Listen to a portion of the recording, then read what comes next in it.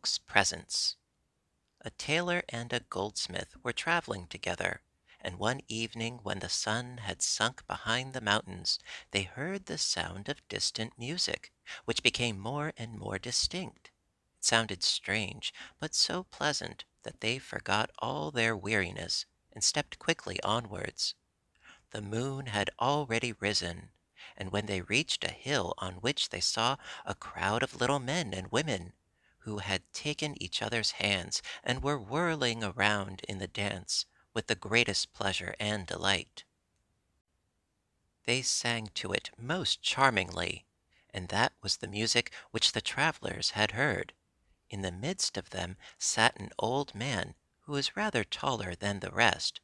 He wore a party-colored coat, and his iron gray beard hung down over his breast. The two remained standing full of astonishment and watched the dance. The old man made a sign that they should enter, and the little folks willingly opened their circle. The goldsmith, who had a hump, and like all hunchbacks was brave enough, stepped in. The tailor felt a little afraid at first, and held back. But when he saw how merrily all was going, he plucked up his courage and followed. The circle closed again directly, and the little folks went on singing and dancing with the wildest leaps. The old man, however, took a large knife, which hung to his girdle, whetted it, and when it was sufficiently sharpened, he looked round at the strangers. They were terrified, but they had not much time for reflection, for the old man seized the goldsmith, and with the greatest speed shaved the hair of his head clean off, and then the same thing happened to the tailor. But their fear left them when, after he had finished his work, the old man clapped them both on the shoulder in a friendly manner, as much as to say, they had behaved well to let all that be done to them willingly, and without any struggle. He pointed with his finger to a heap of coals which lay at one side, and signified to the travelers by his gestures that they were to fill their pockets with them. Both of them obeyed, although they did not know of what use the coals would be to them, and then they went on their way to seek a shelter for the night.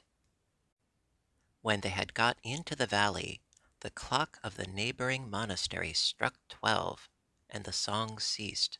In a moment all had vanished, and the hill lay in solitude in the moonlight.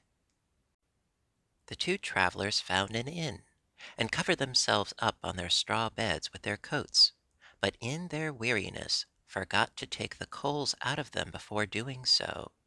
A heavy weight on their limbs awakened them earlier than usual. They felt in the pockets, and could not believe their eyes when they saw that they were not filled with coals, but with pure gold. Happily, too, the hair of their heads and beards was there again as thick as ever. They had now become rich folks, but the goldsmith, who, in accordance with his greedy disposition, had filled his pockets better, was as rich again as the tailor. A greedy man, even if he has much, still wishes to have more, so the goldsmith proposed to the tailor that they should wait another day, and go out again in the evening in order to bring back still greater treasures from the old man on the hill. The tailor refused, and said, "I have enough, and am content. Now I shall be a master, and marry my dear object," for so he called his sweetheart, "and I am a happy man."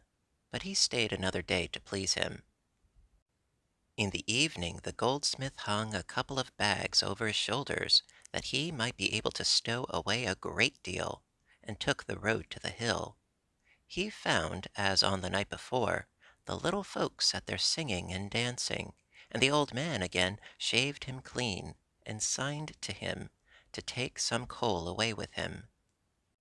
He was not so slow about sticking as much into his bags as would go, went back quite delighted, and covered himself over with his coat. "Even if the gold does weigh heavily," said he, "I will gladly bear that," and at last he fell asleep with the sweet anticipation of waking in the morning an enormously rich man. When he opened his eyes, he got up in haste to examine his pockets. But how amazed he was when he drew nothing out of them but black coals, and that howsoever often he put his hands in them. "The gold I got the night before is still there for me," thought he, and went and brought it out. But how shocked he was when he saw that it likewise had again turned into coal. He smote his forehead with his dusty black hand, and then he felt that his whole head was bald and smooth, as was also the place where his beard should have been. But his misfortunes were not yet over. He now remarked for the first time that in addition to the hump on his back, a second, just as large, had grown in front on his breast. Then he recognized the punishment of his greediness, and began to weep aloud. The good tailor, who was awakened by this, comforted the unhappy fellow as well as he could, and said, "Thou hast been my comrade in my traveling time. Thou shalt stay with me, and share in my wealth." He kept his word, but the poor goldsmith was obliged to carry the two humps as long as he lived, and to cover his bald head with a cap.